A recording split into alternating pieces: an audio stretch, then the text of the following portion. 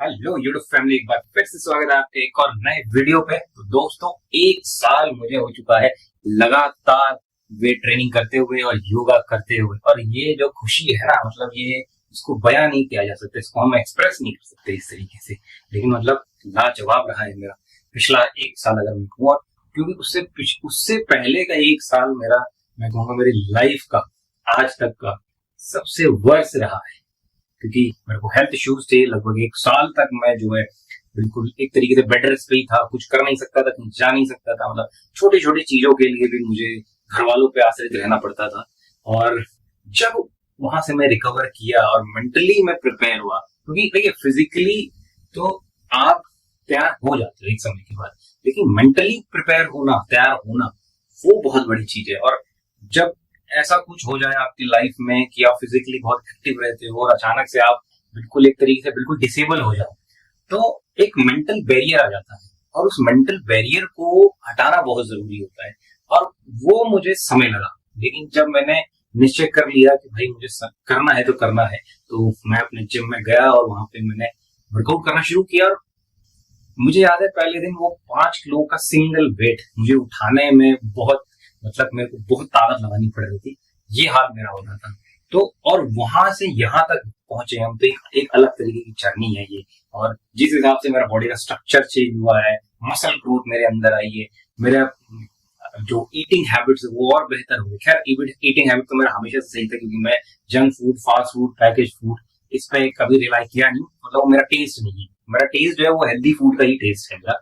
तो फीका खाना खा लेता हूँ बहुत आराम से। तो आप समझ सकते हो इस बात से कि मेरा टेस्ट कैसा रहा होगा पहले से ही। लेकिन जैसे जैसे हमने वर्कआउट करना शुरू किया, फिर योगा को हमने इसके अंदर इंक्लूड किया, तो एक 360 चेंज हम कह सकते हैं, वो अपने इसमें आ गया है। और अब हम चेंज में नहीं, अब हम ट्रांसफॉर्म की ओर बढ़ रहे हैं।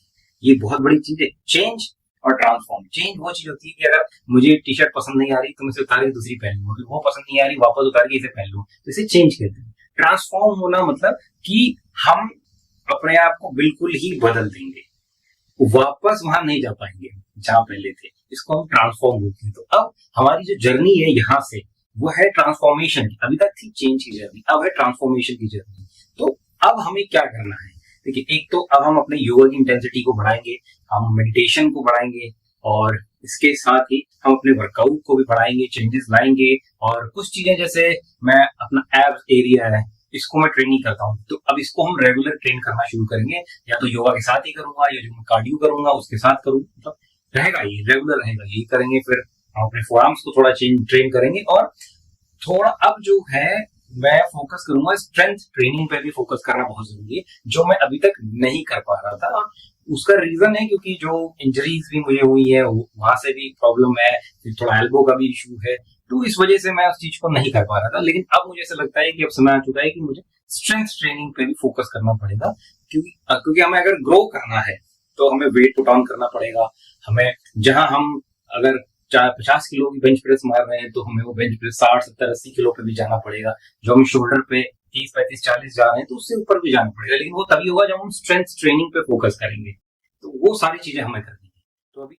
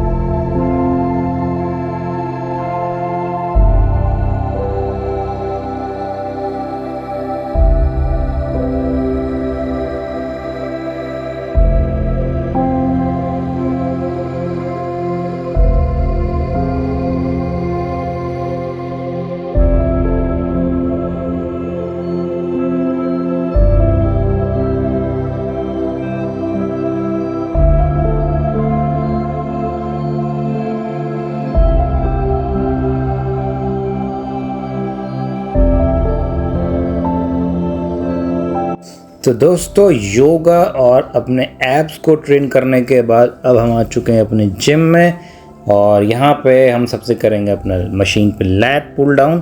तो इसके 2 वार्म अप सेट्स किए और 4 से 5 मैंने जो है रेगुलर सेट्स किए और उसके बाद फिर हम करेंगे अपना मशीन पे ही करेंगे ये हमारे लोअर बैक के लिए। तो 2 वार्म अप सेट्स के साथ 4 सेट्स इसके भी हमने यहाँ पे परफॉर्म किए और एक बहुत बढ़िया आज एनर्जी बहुत बढ़िया आ रही थी, तो बहुत बढ़िया मूवमेंट आया।